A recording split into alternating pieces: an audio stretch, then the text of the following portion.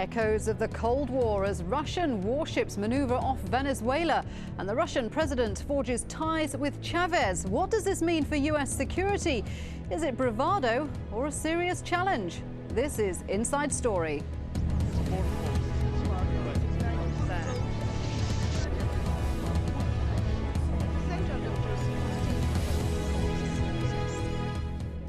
Hello and welcome to the programme. I'm Shuli Ghosh. Russian President Dmitri Medvedev is visiting Venezuela this week in a high-profile meeting with firebrand leader Hugo Chavez. Both presidents say it's just business. But is it? It coincides with joint naval exercises off Venezuela's coast led by a Russian nuclear-powered warship. It's the first time Russia has sailed the waters of the Caribbean since the end of the Cold War. Critics say Moscow is trying to revive its presence in America's backyard. Well, this will be the first visit a Russian president has made to Venezuela, but Hugo Chavez has been to Moscow 3 times this year. And the two countries have made a number of important economic and strategic deals, which has seen Russia pump millions into Venezuela's economy.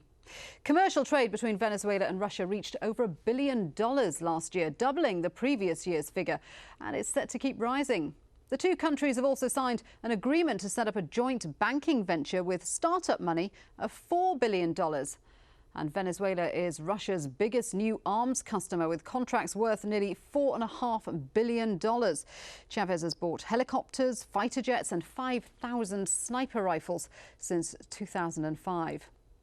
Well, the US will be watching developments here closely, of course. Tensions with Russia have been high since the recent war with Georgia. And Hugo Chavez has long set himself up as an opponent of Washington. So to discuss these issues, I'm joined by our guests in Washington, D.C., Michael Shifter, an expert on Latin America at the Washington-based Inter-American Dialogue. And in Moscow, Dmitri Trenin, Deputy Director of the Carnegie Moscow Centre and co-chair of the Moscow Centre's Foreign and Security Policy Programme. So, Michael, let me start with you. Both sides are saying this is purely about economics, but it's also a pretty good way to needle the US, isn't it? Well, certainly this is what Chavez has done over the last decade. He's been in power almost a decade, and this has been an essential part of his rule, an essential part of his political agenda.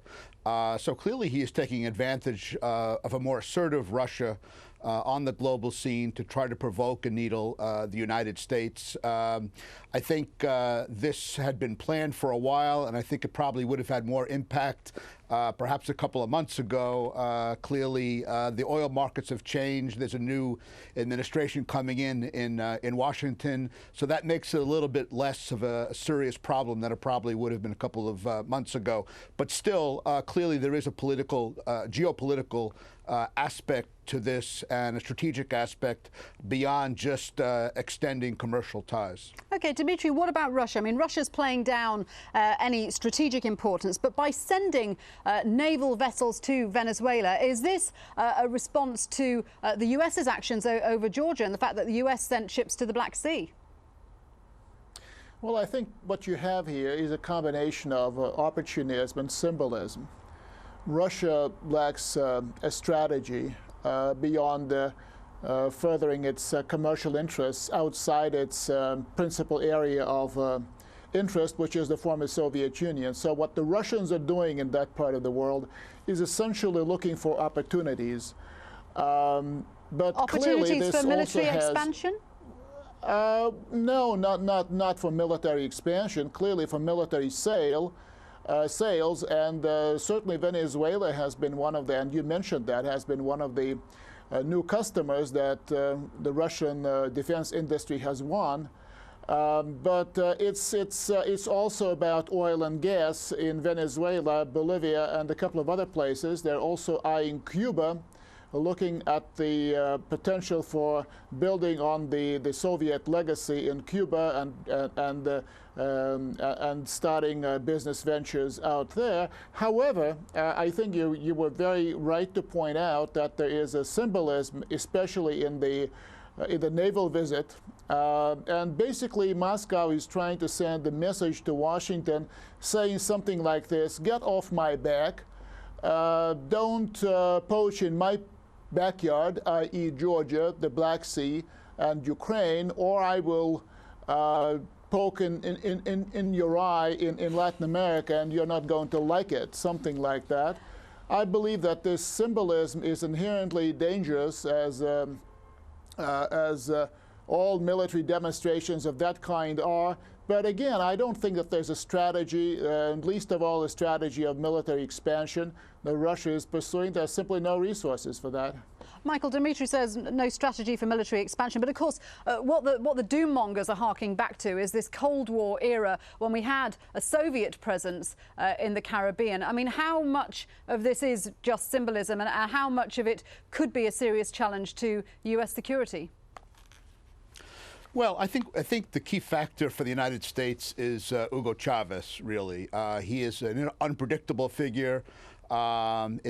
He has claimed that he's buying all these arms from Russia basically because he is expecting a possible U.S. military action. Whether he believes that or not is unclear.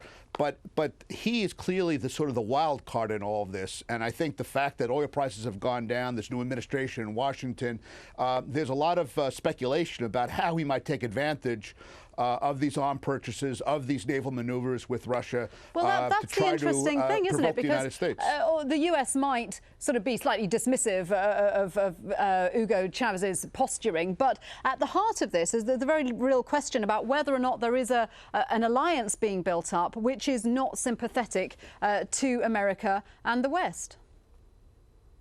Well, I think that's right. I think that has been the concern with Hugo Chavez from the beginning, and to the extent that he builds alliances with other governments that are seen as hostile or that defy the United States, like Russia, like Iran, then the level of concern goes up.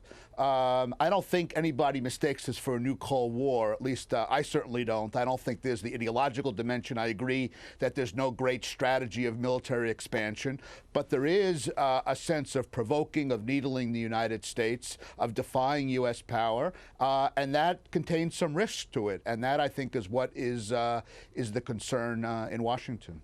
Dmitri, we were talking about all the billions that Russia is pumping into Venezuela. Can Russia maintain that sort of major benefactor role when we've got the global economic crisis and we have oil prices which are well down? Well, I think that the picture is reversed. Russia is trying to pump billions out of Venezuela through those arms purchases, through those oil and gas ventures. I don't think that Russia is on a spending spree anywhere, and least of all in Latin America. Well, it's given $300 billion to Cuba recently as a loan, so it's clearly trying to expand its influence, not just in Venezuela. I mean, Medvedev is having a bit of a trip through Latin America, isn't he? Yes, but you know, look at what's happening in Cuba. Cuba is reaching out to a lot of countries, unfortunately not yet to the United States of America because of the still continuing U.S. restrictions, but you do feel a new and pretty, I would say, pragmatic wind blowing across Cuba, and the Russians want to be part of the action, which so many Europeans are already. And I don't think that the Russians are just, you know, aiding the Cuban government like the Soviets did. The Soviets were pumping millions and millions and millions per day, often.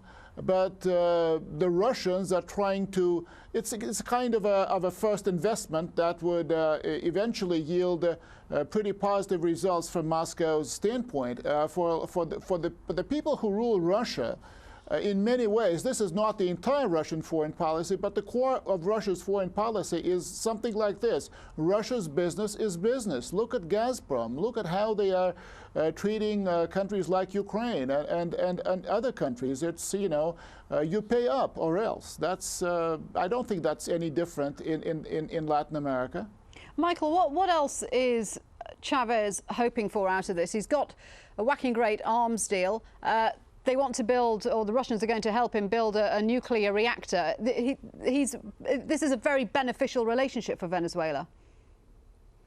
Well, I think he's taking advantage of Russia's role and assertiveness again, to try to build up his own power and to needle and irritate the United States, which is something that he really relishes. Another aspect to all of this, let's not forget, is that a neighbor of Venezuela, Colombia, that's a major U.S. ally, is still undergoing a serious armed conflict, and the Colombians are extremely concerned about the rifles and the factories that the Russians are funding in Venezuela. That could fall into the hands of the FARC insurgents, the FARC rebels that pose a real problem to Colombia. So that's an additional complication, and the level of concern in Colombia is strong. And of course, the United States has been a major supporter of Colombia's efforts to deal with the FARC. So I think the U.S. is also watching where those arms might fall, and I think they question